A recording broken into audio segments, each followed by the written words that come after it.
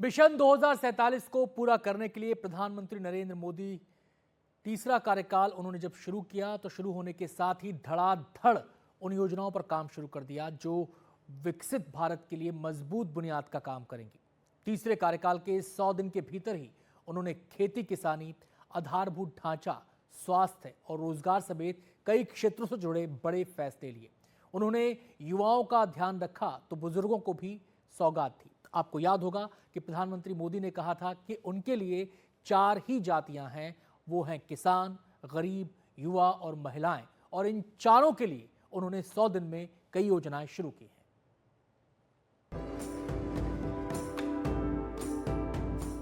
आपको ऑटोग्राफ चाहिए? जन्मदिन के साथ तीसरी बार सरकार के 100 दिन। कभी छुट्टी न लेने वाले प्रधानमंत्री नरेंद्र मोदी पीएम आवास योजना के तहत कार्यक्रम में भुवनेश्वर में थे। पीएम मोदी तो जन्मदिन नहीं मनाते, लेकिन एक बच्ची ने उनका जन्मदिन मना दिया। Happy birthday.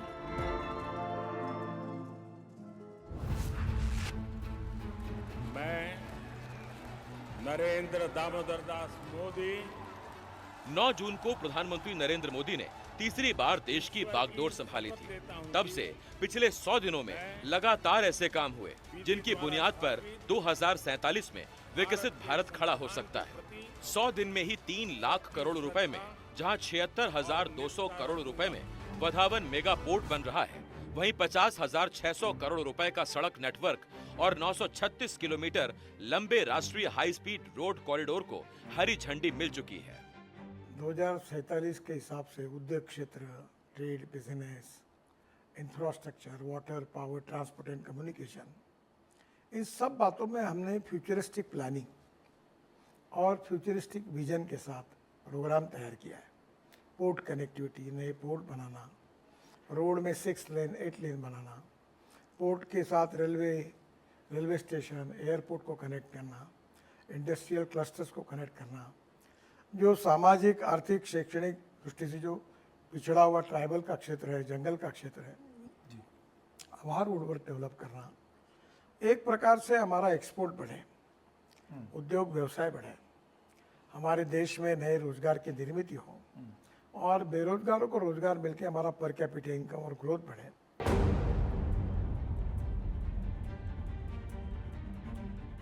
हर तबके के विकास से पूर्ण विकास को पूरा किया जा सकता है। जहां 9 करोड़ 30 लाख किसानों को 20,000 करोड़ रुपए देने का ऐलान हुआ, तो वहीं 12,100 करोड़ रुपए से पोलावरम इरिगेशन प्रोजेक्ट और 3,300 करोड़ से जम्मू कश्मीर में कृषि योजनाओं पर काम होने जा रहा है।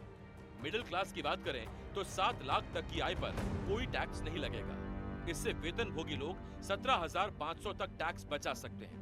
वहीं स्टैंडर्ड डिडक्शन बढ़ाकर 75,000 रुपए किया गया, तो पारिवारिक पेंशन में छूट का दायरा 25,000 तक पहुंचाया गया, जबकि यूनिफाइड पेंशन स्कीम केंद्रीय कर्मचारियों के लिए लागू हुई। ये देश निर्माण की एक नई भावना है, जिसमें इलेक्शन चाहे चल रहे हो, लेकिन देश के निर्माण के कार्य, देश के विकास के कार्य कहीं न रुके। ऐसी भावना के साथ प्रधानमंत्री श्री नरेंद्र मोदी जी ने देश में सभी विभागों को स्पष्ट कहा था कि पूरी तैयारी करें, काम चलता रहे, और इसीलिए 100 दिन में बड़े महत्वपूर्ण फैसले लिए जा चुके हैं और इन महत्वपूर्ण फैसलों का देश के विकास में बहुत बड़ा योगदान रहेगा। 15 लाख करोड़ के टोटल प्रोजेक्ट सैंक्शन हुए हैं। इसमें इंफ्रास्ट्रक्चर हो, किसानों के लिए, रिसर्च के लिए, बायोटेक्नोलॉजी के लिए, करीब करीब हर फील्ड में बड़े फैसले लिए गए। विकसित भारत का संकल्प युवाओं की भावनाओं को सम्मान दिए बगैर सिद्धि तक नहीं पहुंच सकता।